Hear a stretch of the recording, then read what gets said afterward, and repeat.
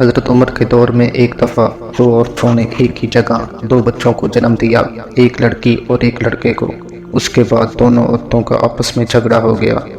جھگڑا اس بات پر تھا کہ ایک عورت کہتی تھی کہ لڑکا میرا ہے اور لڑکی تمہاری ہے، دوسری کہتی تھی کہ نہیں، لڑکا میرا ہے اور لڑکی تمہاری۔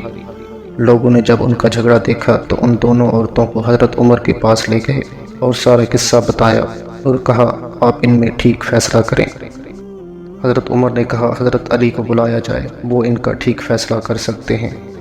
جب حضرت علی آئے تو لوگوں نے سارا قصہ مولا علی کو بتایا تو مولا علی نے فرمایا ان دونوں عورتوں کو ایک ایک چھوٹا برتن دو اور انہیں کہو کہ پردے میں جا کر ان برتن میں اپنا اپنا دودھ لے کر آؤ۔ جب ان عورتوں نے دودھ لا کر دیا تو مولا علی نے فرمایا کہ ایک میزان لایا جائے۔ جب میزان لایا گیا تو مولا علی نے اس میزان پر دونوں عورتوں کا دودھ رکھ کر تولا تو ایک کا وزن کم تھا، دوسرے کا زیادہ۔ مولا علی نے فرمایا کہ جس کا دودھ کا وزن زیادہ ہے اس کا لڑکا ہے اور جس کے دودھ کا وزن کم ہے اس کی لڑکی ہے۔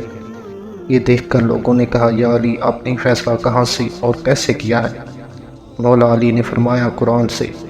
سب لوگ اپنے اپنے گھروں میں جا کر قرآن کھول کر دیکھنے لگ گئے کہ کہاں لکھا ہے دودھ والا قصہ۔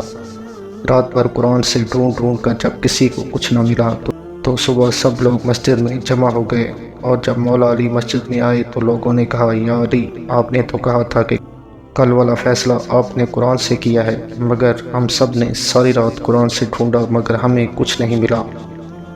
مولا علی نے فرمایا کہ قرآن میں تم نے وہ آیت نہیں پڑھی کہ مردوں کا حصہ عورتوں سے 2 گنا ہوتا ہے؟ سب نے کہا ہاں یہ آیت تو ہے۔